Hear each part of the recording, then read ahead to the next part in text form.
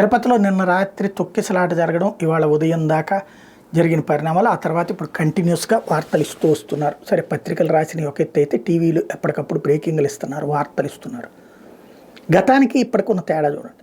అదే జగన్మోహన్ రెడ్డి ఉంటే ఎట్లా ఉంటుంది? చంద్రబాబు ఉన్నారు కాబట్టి చాలా బాధ్యతగా, అంటే మీడియాను కూడా బాధ్యతగా పెట్టడంలో చంద్రబాబు గారు సక్సెస్ అవుతుంటారు.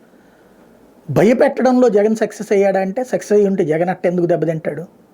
భయపెట్టలేకపోయాడు, దారిలో పెట్టలేకపోయాడు. బట్ చంద్రబాబు గారు అంటే భయంతో కూడినటువంటి, భక్తితో కూడినటువంటి ఒక రకమైనటువంటి ప్రేమ చూపెడతారు. అందులో భాగంగా వార్తల్లో బాధ్యతాతత్వం వస్తుంది. ఏం జరిగిందో అదే రిపోర్ట్ చేశారు, ఎలా జరిగిందో అదే రిపోర్ట్ చేశారు. అధికారులు ఏం తప్పు చేశారో చూపెట్టారు, ప్రభుత్వాన్ని ఏం తప్పు లేదన్నారు. చంద్రబాబు గారు సీరియస్ అయ్యారని చెప్పారు, పవన్ కళ్యాణ్ గారు ఆగ్రహించారని చెప్పారు. అదే సందర్భంలో గ్రౌండ్ లెవెల్లో ప్రజలందరికీ ఎప్పటికప్పుడు వస్తువులు అందుతున్నాయని చెప్పారు, బాగా చూసుకుంటున్నారని చెప్పారు. ఇదే జగన్ ఉంటే కంప్లీట్ రివర్స్లో ఉండేది.